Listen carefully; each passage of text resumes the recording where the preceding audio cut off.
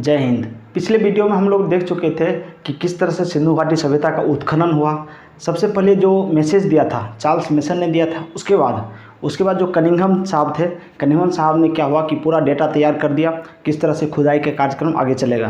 तो खुदाई का कार्यभार जो है कनिंघम के बाद सर जॉन मार्शल के नेतृत्व में क्या हुआ कि भारत में जो हड़प्पा स्थल था उसकी खुदाई की गई थी। तो हम लोगों ने सबसे पहले देखा था किस तरह से हड़प्पा का खोज हुआ था। दयाराम साहनी के द्वारा जो 1921 में सर्वप्रथम क्या हुआ कि हड़प्पा का खोज हुआ था, तो हम देख लिए थे। फिर हम देखे थे कि किस तरह से हड़प्पा सभ्यता का जब खुदाई होने के बाद उसकी लंबाई नापी गई, तो पूर्व से पश्चिम की ओर लंबाई कितनी थी, उत्तर से दक्षिण की ओर लंबाई कितनी थी। तो ये सब हम लोगों ने डिस्कस किया था कि उत्तर से जो दक्षिण की ओर लंबाई थी 1400 किलोमीटर एवं पूर्व से पश्चिम की ओर लंबाई था 1600 किलोमीटर। ठीक है, तो ये हम लोगों ने देख लिया था। इसका एरिया 30 लाख स्क्वायर किलोमीटर था, ये भी हम देख लिए थे। उसके बाद देखे थे कि सबसे उत्तरी जो बिंदु होती है, जो सिंधु सभ्यता का जो सबसे उत्तरी बिंदु था वो था क्या, मांडा जो जम्मू कश्मीर में था और चिनाब नदी के किनारे था। उसके बाद जो दक्षिणी बिंदु था वो था कौन, दायमाबाद परवरा नदी। अगर परवरा नदी ऑप्शन में नहीं रहता है तो जो ये इसकी जो सबसे बड़ी नदी है, क्योंकि परवरा नदी जाके किस में मिल जाती है, तो गोदावरी नदी में। तो अगर परवरा नदी ऑप्शन में नहीं रहेगा तो गोदावरी मार देंगे, गोदावरी भी ऑप्शन में नहीं रहेगा तो नर्मदा नदी आंसर हो जाएगा। ठीक है, तो इस तरह से हम लोग देख लिए उत्तर और दक्षिण का। फिर हम देखेंगे पूर्वी बिंदु, जो सिंधु घाटी सभ्यता का पूर्वी बिंदु था वो था क्या, आलमगीरपुर हिंडन नदी के किनारे स्थित है। उसके बाद हम देखेंगे पश्चिमी बिंदु सुतका गेंडोर जो है दस्क नदी। देखिए गलती से क्या हुआ कि जो पिछले वीडियो में हम लोग ने लिखे था तो उसमें क्या हुआ, गलती से सादी कौर नदी लिखा गया था। तो देखिए सुतका गेंडोर और सुतका कौर दोनों क्या है, आजू बाजू है, मतलब आसपास ही है दोनों स्थल, इसलिए क्या होता है कभी कभी कन्फ्यूजन हो जाता है। तो देखिए कि सबसे पहले हम देखेंगे सुतका गेंडोर,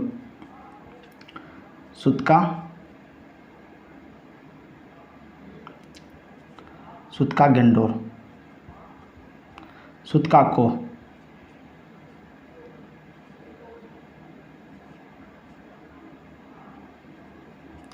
सुतका को। तो ये दो स्थल जो है, एक है सादी कौर नदी और दूसरा हो गया दस्क नदी। तो देखिए बड़ा स्थल दोनों में से कौन है, सुतका गेंडोर। तो बड़ा स्थल है मतलब छोटी नदी, दस्क हो जाएगा इसके पास। उसके बाद सुतका को छोटा है इसलिए इसके पास क्या हो जाएगा, बड़ा स्थल मतलब सादी कौर नदी, सादी कौर। तो क्या करना है कि पिछले वीडियो में आप लोग स्क्रीनशॉट लिए होंगे, जब उसमें नोट्स बनाना पड़ेगा तो वहाँ पर क्या लिखना पड़ेगा आपको, दस्क नदी, क्योंकि जो सुतका गेंडोर है वो किस नदी किनारे है, दस्क नदी। तो पिछले वीडियो में मतलब गलती से क्या हुआ कि वहाँ पर सादी कौर नदी लिखा गया था, वहाँ पे आप करेक्शन कर लीजिएगा। ठीक है, आज हम जो पढ़ने वाले हैं, जिस तरह से हड़प्पा हम लोग पढ़ लें उसी तरह से हम लोग पढ़ेंगे मोहनजोदड़ो के बाद चान्होदरो। तब 3 स्थल जो है पाकिस्तान का हम लोग पढ़ेंगे, फिर हम चले आएंगे भारत में। चलिए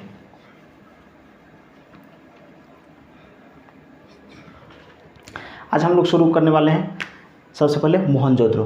तो देखिए मोहनजोदड़ो का जो खोज हुआ था ये हड़प्पा सभ्यता का दूसरा स्थल था। ये 1922 में, कब, 1922 में। इसे क्या कहा जाता है, मृतकों का टीला। देखिए सिंध भाषा में, पाकिस्तान में एक भाषा चलती है जिसको बोलते हैं सिंध, तो सिंध भाषा में जो मोहनजोदड़ो है उसको बोला जाता है मृतकों का टीला कहा जाता है। तो 1922 में, देखिए 1921 में क्या हुआ था कि हड़प्पा की खोज हो गई थी। उसके अगले वर्ष क्या हुआ, 1922 में राखाल दास बनर्जी के नेतृत्व में क्या हुआ था, इसका खुदाई का काम हुआ था। और ये जो अवस्थित है, जैसे हम बताए थे कि सबसे बड़ी नदी जो वहाँ थी, मतलब पंजाब के इलाका में जो सबसे बड़ी नदी उत्पन्न हुई थी तो वो थी कौन, पंजाब जम्मू कश्मीर का इलाका में, तो सिंधु नदी। तो सिंधु नदी के किनारे जितना भी स्थल मिला है, देखिए कोई भी सभ्यता जो विकसित होता है किसी नदी के किनारे, तो भारतीय जो सभ्यता था, जो सिंधु घाटी सभ्यता था वो सिंधु नदी के किनारे अवस्थित था। और यह सभ्यता का पहला स्थल खोजा गया था हड़प्पा, इसलिए सभ्यता को हम हड़प्पा सभ्यता भी कहते हैं। तो सिंधु नदी, और यह पाकिस्तान के लड़काना जिला में, जिस तरह से हम हड़प्पा बताए थे पाकिस्तान के मोंटगोमरी जिला में। मोंटगोमरी का जो नया नाम है वो साहिवाल नाम रखा गया। ठीक है, तो देखिए पाकिस्तान के लड़काना जिला में अवस्थित है। कभी कभी पूछ देता है कि जो मोहनजोदड़ो है वो पाकिस्तान के किस जिला में अवस्थित है, तो किस जिला में हो जाएगा, लड़काना जिला में हो जाएगा। अब हम देखेंगे कि मोहनजोदड़ो से क्या क्या प्राप्त साक्ष्य मिला था। तो देखिए हड़प्पा से हम लोगों ने बताया था कि हड़प्पा जो है मजदूर के आसपास घूमता है। हड़प्पा का जितना भी साक्ष्य मिला है वो मजदूर के आसपास का है, क्योंकि मजदूर से रिलेटेड मिलेगा। लेकिन यहाँ जो मिलेगा हमको पुरोहित आवास, मतलब जो पंडित लोग होते हैं ना, पंडित, उनसे रिलेटेड यहाँ पर हमको वस्तु देखने को मिलेगा। तो चलिए कैसे याद रखा जाए इसको देखते हैं एक एक करके सीरीज। देखिए सबसे पहले देखेंगे कि पंडित, पुरोहित लोग। देखिए पंडित जी होते हैं, तो पंडित जी होते हैं कि पूजा पाठ करने से पहले क्या करते हैं, स्नान करते हैं, भोजन भाव करते हैं, उसके बाद जाते हैं पूजा पाठ करने के लिए। ठीक है, तो देखिए तो सबसे पहले क्या मिला है, पुरोहित का आवास मिला है। जिस तरह से हम बताए थे कि हड़प्पा में मिला था मजदूरों का आवास, उसी तरह से यहाँ क्या मिला है, पुरोहितों का आवास मिला है। पुरोहित मतलब पंडित। तो पुरोहित लोग क्या करेंगे, सबसे पहले घर रहा तो आवास मिला, जब आवास मिला तो वहाँ पर क्या होगा, स्नान करनी चाहिए, क्योंकि पंडित लोग जब तक स्नान नहीं करता है उसका दिन शुभ नहीं होता है। तो इसलिए क्या होगा, स्नानागार मिला, जिसको हम स्विमिंग पूल कहते हैं। मतलब इतना सभ्यता डेवलप था कि मतलब देखिए इसका जो उपयोग किया जाता है ना, कोई खास व्यक्ति के लिए नहीं, मतलब कोई समारोह, जिस तरह से अभी मान लीजिए छठ होता है, तो छठ करने के लिए एक नदी की चाहिए या तालाब की ज़रूरत पड़ती है। उसी तरह से कि जो धार्मिक अनुष्ठान कार्य किया जाता है, धार्मिक जो धर्म से रिलेटेड काम किया जाता था, उसको क्या वहाँ पर जो सामूहिक जो स्नान किया जाता है, जिस तरह से अभी गंगा में लोग जाते हैं स्नान करने के लिए, उसी तरह से क्या होता था, यहाँ पर स्नानागार बनाए गए थे, स्विमिंग पूल बनाए गए थे। तो देखिए पुरोहित लोग आवास मिला है, तो पुरोहित क्या करेंगे, पहले स्नान करेंगे। स्नान कहाँ करेंगे, तो स्नानागार में। जब स्नान कर लिए तो अब नंगे तो रहेंगे नहीं, तो क्या पहनना पड़ेगा, कपड़ा। तो कपड़ा वो 2 कपड़ा पहनते थे गर्मी के दिनों में। देखिए कितना होशियार थे वो लोग, गर्मी के दिनों में पहनते थे जो कॉटन वाला होता है, सूती वस्त्र। उसके बाद जब ठंडी का मौसम आता है तो ऊनी वस्त्र पहनते थे। ऊनी वस्त्र 2 प्रकार के वो लोग वस्त्र पहनते थे, जिस तरह से हम लोग पहनते हैं। चलिए उसके बाद क्या हुआ कि कपड़ा उपड़ा पहन लिए, अब क्या चाहिए उनको, खाना चाहिए। तो खाने के लिए अन्नागार, हम बताए थे हड़प्पा से भी अन्नागार मिला था और मोहनजोदड़ो से भी, लेकिन दोनों में कौन बड़ा है, तो ये मोहनजोदड़ो का जो अन्नागार है पूरे सिंधु सभ्यता का सबसे बड़ी इमारत थी। क्या थी, सिंधु सभ्यता की सबसे बड़ी इमारत कौन थी, ये अन्नागार कहाँ से मिला है, मोहनजोदड़ो और हड़प्पा दोनों स्थल से। चलिए अब क्या हुआ, पंडित जी जो पुरोहित लोग हैं वो खाना खा लिए। देखिए नहा लिए, पहले नहाने के बाद क्या हुआ, वस्त्र पहन लिए, वस्त्र पहनने के बाद खाना खाएं, खाना खाने के बाद उनको पानी की ज़रूरत होगी। तो पानी के लिए क्या हुआ कि कुआं मिला, घर में क्या मिला, कुआं मिला। मतलब घर में लोग कुआं खुदवाते थे, कहाँ पर, मोहनजोदड़ो में। जब क्या हुआ, पानी उनी पी लिए, तब आगे देखिए अब क्या होगा, जो पुरोहित पंडित लोग हैं वो जाएंगे, कहाँ जाएंगे, तो जजमान के यहाँ। जजमान मतलब कि जिनके यहाँ जाते हैं पूजा पाठ करवाने के लिए। तो पंडित लोग जाएंगे तो सड़क मार्ग से होकर जाएंगे। तो क्या हुआ कि सिंधु सभ्यता का सबसे चौड़ी सड़क, जो चौड़ाई वाला सड़क है वो कहाँ मिला है, सबसे चौड़ी सड़क वो मोहनजोदड़ो मिला है। देखिए चौड़ी सड़क तो सभी जगह था, लेकिन सबसे चौड़ी सड़क कहाँ मिला था, मोहनजोदड़ो में। देखिए जो मोहनजोदड़ो का जो सड़क था वो 90 डिग्री पर आकर मिलता था, एकदम 90 डिग्री। और सड़क के किनारे किनारे क्या था कि नाला बनाया हुआ था और ढका हुआ नाला था, और सभी नाला का जो पॉइंट होता था ना आके मिलता था चौराहा पर। चलिए उसके बाद क्या हुआ कि सड़क मार्ग से जाएंगे, सड़क मार्ग से जाने के बाद क्या हुआ, उनको पूजा अर्चना करना है। तो पूजा अर्चना के लिए भगवान मिलेगा, तो भगवान का मंदिर मिलेगा।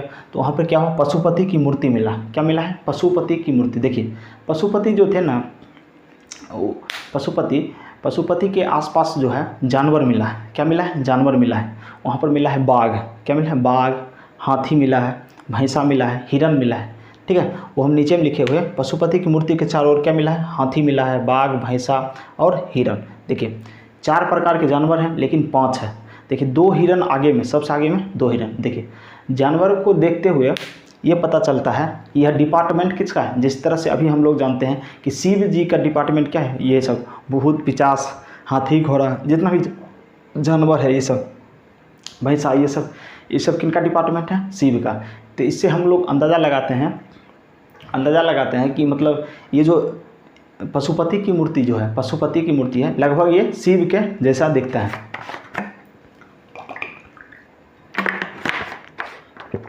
लगभग ये किनके जैसा दिखता है, तो शिव के जैसा। तो इसलिए हम लोग अंदाज़ा लगा लिए, एक इमेजिन किए हैं कि मतलब क्या है, ये पशुपति की मूर्ति जो है वो शिव की मूर्ति है। लगभग वैसा ही मिलता है देखने को। चलिए आगे हम देखेंगे कांसे की मूर्ति। देखिए कोई अनुष्ठान होता है, पूजा होता है, यज्ञ होता है, तो वहाँ पे नाच गाना का माहौल बनता ही बनता है ना। इसलिए क्या हो, नर्तकी की, कांसे की बनी हुई एक नर्तकी की फ़ोटो मिली है, यानी मूर्ति मिली है कि मतलब वो डांस की जो एक्टिंग करने का जो तरीका होता है वो ऐसे मुद्रा में ये छापा हुआ था, ये बना हुआ मूर्ति था। चलिए आगे हम देखेंगे सभागार। तो देखिए पुरोहित लोग, पंडित लोग जब बैठते थे तो सभाएं लगती थी, वहाँ पे राजा महाराजा बैठते थे, ये सब। तो सभागार मिला है। सभा करने के लिए सभागार मिला। उसके बाद क्या हुआ, तांबे, एक जगह देखिए जो हड़प्पा सभ्यता थी वो कांस्य युगीन सभ्यता थी। कांसा कैसे बनता है, तो तांबा होता है, ये तांबा जो ताम्र युग हम लोग पीछे पढ़ लिए थे। तांबा में क्या होता है कि टीन को मिला दिया जाता है, किसको, टीन को। तांबा और टीन का जो मिश्रण होता है उसी को बोलते हैं कांसा। तो ये जो सिंधु सभ्यता था वो कांस्य युग था, मतलब कांसा इसमें अधिक मात्रा में उपयोग होता था। जिस तरह से हम बताए थे पिछले, जब नवपाषाण काल के बाद कौन सा आया था, ताम्रपाषाण, उसमें क्या हुआ, तांबा और जो पत्थर था दोनों का यूज़ होता था। लेकिन इसमें क्या होता था, तांबा से ही बनाता था कौन, कांसा। तो कांसा एक मिश्र धातु है जिसको हम बोलते हैं, और वो क्या है, और वो बहुत मजबूत होता था। तो क्या हुआ, एक जगह पर मोहनजोदड़ो में एक जगह पे क्या हुआ, तांबा का बहुत बड़ा ढेर मिला देखने को। चलिए आगे हम देखेंगे महाविद्यालय। देखिए पुरोहित लोग क्या होते थे, बच्चों को पढ़ाते लिखाते थे, तो उनके लिए क्या मिला, एक महाविद्यालय मिला। तो आशा करते हैं कि आपको ये जो मोहनजोदड़ो का हमने सीरीज बताया है, सबसे पहले हम हड़प्पा का बताए थे कि उसमें क्या था कि जो मजदूर लोग था उसके आसपास से घूमता था सब कुछ। और इसमें क्या है कि पुरोहित के आसपास, मतलब पुरोहित के बारे में सब कुछ हमको पढ़ना है। तो क्या होगा, एक जैसे सीरीज में हम लिखें उसी तरह से आप लोग याद करने की कोशिश करिए कि आपको सीरीज से याद हो जाए, ताकि एक कहानी के तौर पर हम लोग इसको बनाए हैं ताकि ये याद हो जाए। ठीक है, अब नोट में यह पहले बता दिए कि पशुपति की मूर्ति के आसपास क्या हुआ, जानवर मिले थे। चलिए नेक्स्ट हम लोग देखते हैं चान्होद्रो। हड़प्पा भी पाकिस्तान में था, मोहनजोदड़ो भी पाकिस्तान में, और चान्होद्रो भी कहाँ था, पाकिस्तान में। चलिए तो चान्होद्रो का खोज जो है 1931 में NG मजुमदार ने किया था। NG मजुमदार, देखिए ईस्वी सन सिर्फ 1 या 2 को पूछेगा, जो शुरू वाला जो सबसे पहले खोजा गया था 1921 में, जो हड़प्पा की खोज हुई थी, उसका ईस्वी सन इंपॉर्टेंट है। क्यों पहला स्थल था और ये कब खोजा गया, तो 1921 में। लेकिन और बाद बाकी का स्थल जो है सिर्फ नाम का भी पूछ सकता है, और यह स्थल कहाँ पर है ये पूछ सकता है, लेकिन ईस्वी पूछने के चांस बहुत कम है। इसलिए ईस्वी पर उतना फोकस नहीं करके किस पे करना कि कौन व्यक्ति खोजा था, ये ज़्यादा इंपॉर्टेंट है। चलिए देखते हैं चान्होद्रो को किसने खोजा था, NG मजुमदार ने खोजा था। तो ये है कहाँ पर, पाकिस्तान के सिंध प्रांत में। कहाँ पर है, पाकिस्तान के सिंध प्रांत में। आइए, ये सिंधु नदी के किनारे अवस्थित है। जिस तरह से हम बताए थे कोई भी सभ्यता है वो किसी भी नदी के किनारे अवस्थित होगी। इसी प्रकार क्या हुआ, चान्होद्रो किस नदी किनारे थी, सिंधु नदी के किनारे। ठीक है, आगे चलते हैं। एकमात्र शहर था जो दुर्ग रहित था। देखिए जितना भी सिंधु सभ्यता का स्थल था वो सभी एक बाउंड्री वॉल से घिरा हुआ था। मतलब शहर के क्या होता है कि चारों साइड एक बाउंड्री लगा दिया जाता था।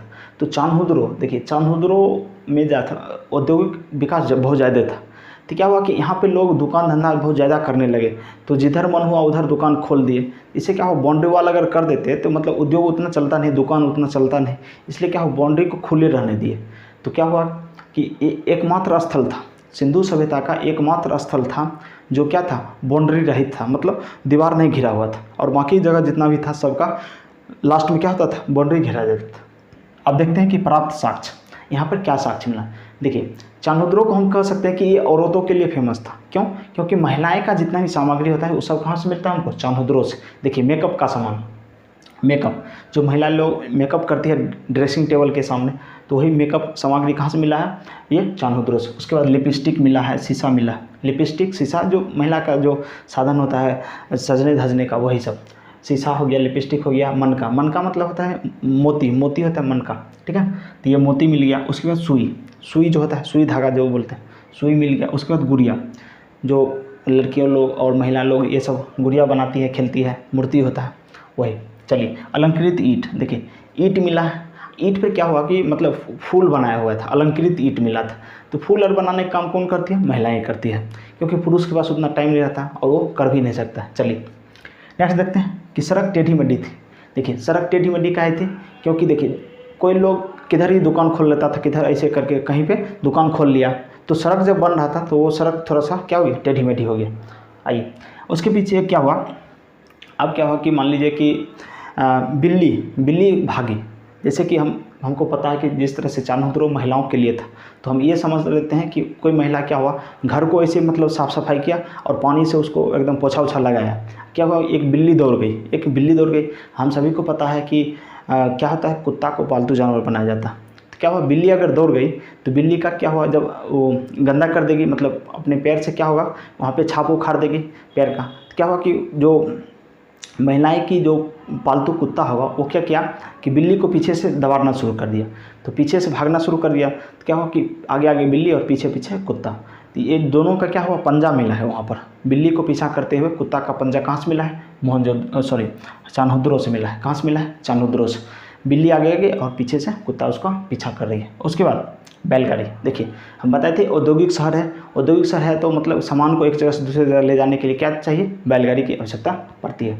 तो चलिए हम लोग क्या पढ़ लिए, अब लोग चान्होद्रो, और उससे पहले हड़प्पा पढ़ लिए, उसके बाद मोहनजोदड़ो पढ़ लिए और चान्होद्रो। ये पाकिस्तान का 3 इंपॉर्टेंट इलाका था। यहाँ से क्वेश्चन ज़्यादा बनता है, इसलिए हम 3 इलाका को हम कवर कर लिए। अब आते हैं भारत में। तो भारत में हम सबसे पहले हम देखेंगे लोथल के बारे में।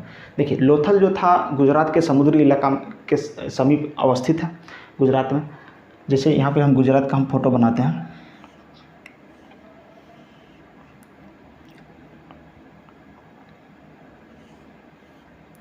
तो लोथल जो है यहाँ पर मिलेगा लोथल। तो लोथल देखिए समुद्र के लगभग नज़दीक है।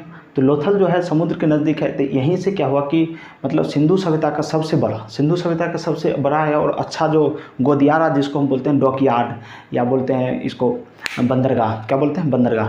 तो बंदरगाह किनारे क्या होता है, वस्तु का आदान प्रदान होता है एक जगह से दूसरे जगह। वहाँ पे क्या होता है, व्यापार करने में आसानी होती है। तो लोथल जो था, लोथल का जो खोज किया था रंगनाथ राव ने। किसने किया था, रंगनाथ राव ने। 1955 से लेकर 1965 के बीच इसका खोज। देखिए कोई भी स्थल है ना, मतलब एक बार सब स्थल नहीं खोजा गया, कुछ इसका टाइम पीरियड मतलब बाद में भी खुदाई चलते रहा।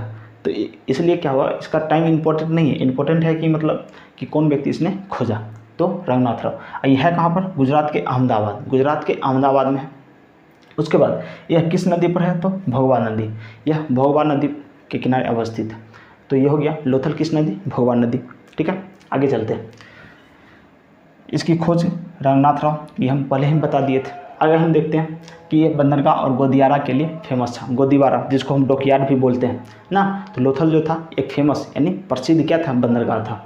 आइए दरवाज़ा जो है आप देखते हैं कि सिंधु सभ्यता इतना विकसित सभ्यता था कि वो लोग क्या करते थे कि रोड के साइड में क्या होता था, वो ना अपना दरवाज़ा खोलते थे और ना ही खिड़कियाँ खोलते थे। वो लोग इतना मतलब होशियार थे, या कह सकते हैं कि मतलब जानवरों के डर से, जानवर लोग परेशान करता था, इसके डर से क्या होता था, वो लोग अपने जो खिड़की और दरवाजे थे वो पीछे की तरफ खोलते थे या साइड में खोलते थे, रोड के साइड में नहीं खोलते थे। लेकिन एक मतलब लोथल एक ऐसा स्थल था जहाँ पर खिड़की और दरवाज़ा रोड के इधर खुले हुए थे। इसका मेन कारण यही है कि मतलब वहाँ पर लोग अधिक व्यापार करते थे, तो बैलगाड़ी को लगाना रहता था। तो बैलगाड़ी पर आसानी से वस्तु को लादने और उतारने के लिए क्या होता था कि रोड के किनारे खिड़कियां और दरवाजे रहता था, ताकि हम जल्दी से क्या करें, गेट से लाके और सामान को उसमें लोड कर सकते हैं। इसलिए क्या हुआ, खिड़की और दरवाजे जो था सड़क की ओर खुला। ठीक है, कहाँ पर, लोथल।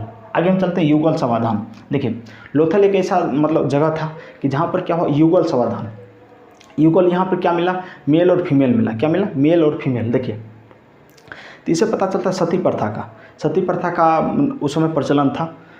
ऐसा किससे पता चलता है, जो लोथल से मिला है युगल समाधान, एक पुरुष के साथ महिला को दफनाया गया था। चलिए अब हमको क्या मिला, ईरान से व्यापार करने का साक्ष्य मिला। कैसे, क्योंकि भारत का जो उसमें का मोहर होता था वो मिल गया ईरान में, और ईरान का मोहर यहाँ मिला।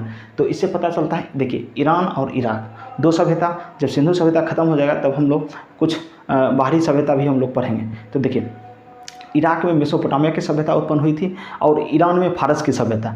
तो फारस के साथ हमारा सीधा संबंध था, ये दर्शाता है किससे, मोहर से। जो भारतीय मोहर होता था ना, उस पर पशुपति की मूर्ति या एक सिंग वाले गैंडा का वो वहाँ पे क्या रहता था, फोटो रहता था। चलिए उसके बाद क्या मिला, चावल का दाना। देखिए व्यापारिक स्थल तो था ही, तो क्या हुआ कि चावल एक जगह से दूसरी जगह जाता होगा, तो चावल का दाना का साक्ष्य कहाँ से मिला हमको, लोथल से। ठीक है, उसके बाद हाथी का दांत।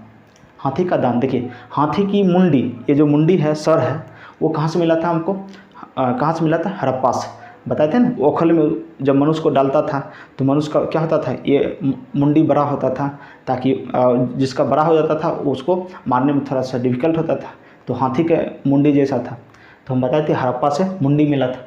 लेकिन हाथी का दांत कहाँ से मिला, तो ये लोथल से मिला, क्योंकि हाथी का दांत बहुत कीमती होता है और इसका व्यापार बहुत मतलब ज़्यादा होता है। ठीक है, भारत में भी कभी कभी मतलब अभी भी देखने को मिलता है कि हाथी के दांत को बेचने के चलते क्या होता है, हाथी को जबरन लोग मारते हैं।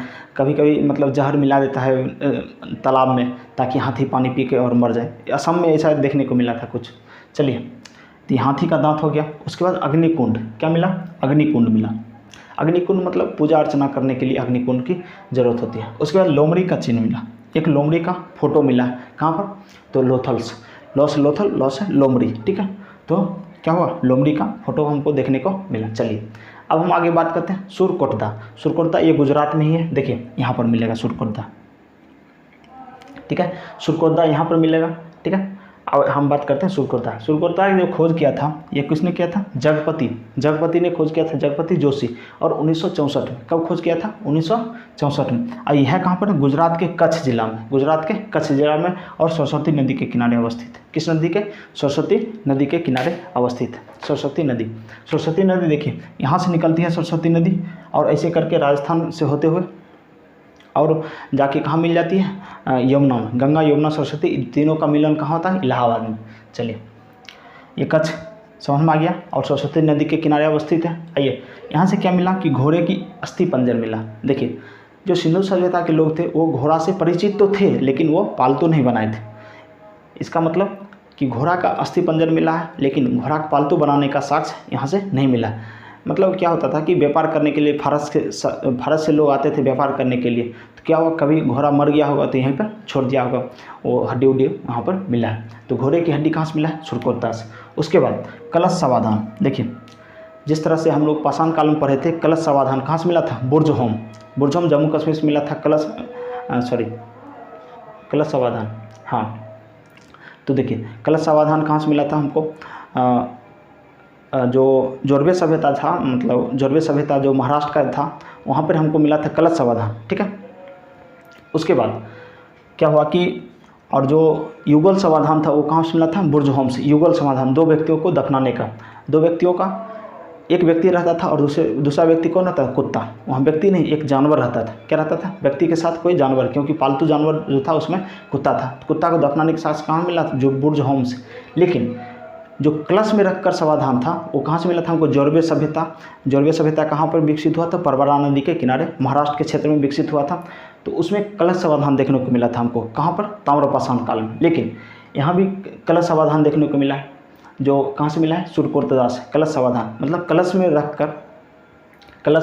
रखकर और मनुष्य को क्या होता था? दफनाया जाता था। उसके बाद क्या मिला है? तराजू। एक तराजू मिला है, कहाँ से? सुरकोटदा से तराजू देखने को मिला है। चलिए अब हम देखते हैं रंगपुर। रंगपुर कहाँ पर है? तो रंगपुर ये रहा ऊपर, ठीक है। लोथल से थोड़ा सा ऊपर हम बढ़ेंगे तो मिलेगा हमको रंगपुर। रंगपुर का जो खोज किया था वो रंगनाथ राव ने किया था। देखिए लोथल और रंगपुर दोनों आजू बाजू है, और दोनों का खोजकर्ता सेम है, रंगनाथ राव। जैसे यहाँ भी हम बताए थे रंगनाथ राव, और यहाँ भी क्या है? रंगनाथ राव। ये 1954 में खोजा गया। कब? 1954 में। आइए, यह कहाँ के? गुजरात के काठियावाड़ जिला, गुजरात के काठियावाड़ जिला में अवस्थित है, ठीक है। यहाँ से मतलब कोई ज़्यादा साक्ष्य नहीं देखने को मिला, लेकिन एक फेमस है धान की भूसी जो मिला है कहाँ से? रंगपुर से धान की भूसी। याद कैसे रखना है? तो देखिए धान जो होता है मतलब चावल जो निकलता है, धान का ऊपर वाला जो परत होता है उसको जब हम हटाएंगे तो उजला मिलेगा, उजला चावल मिलेगा। मतलब क्या है? जो उसका भूसा होता है उसका कलर दूसरा है, लेकिन चावल का कलर दूसरा है। तो रंगनाथ राव, देखिए रंगनाथ राव, रंगपुर। तो रंग बदल जाता है, जो उसका चावल का ऊपर वाला जो है कवर, उसको जब हम हटाते हैं तो क्या होता है? कलर चेंज हो जाता है। मतलब नीचे क्या मिलता है? वाइट मिलता है, और ऊपर में क्या रहता है? ब्राउन जैसा कुछ रहता है, ठीक है। तो ये समझ में आ गया। तो आज हम लोगों ने क्या क्या पढ़ लिया? सबसे पहले हम लोग देखें मोहनजोदड़ो, ठीक है। मोहनजोदड़ो के बाद हम लोग चांदोदड़ो देख लिए, चांदोदड़ो के बाद हम लोथल देख लिए, लोथल के बाद सुरकोटदा और रंगपुर, ये सभी स्थल देख लिए। अगले वीडियो में हम देखेंगे कि इससे आगे जो भी स्थल मिलेगा हमको ना।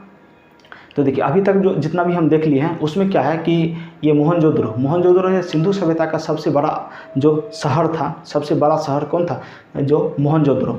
लेकिन क्या हुआ कि राखी गढ़ी की जब खोज हो गई तो राखी गढ़ी सिंधु सभ्यता का सबसे बड़ा स्थल बनकर सामने आया। जब तक राखी गढ़ी की खोज नहीं हुई थी तब तक धौलावीरा कौन था?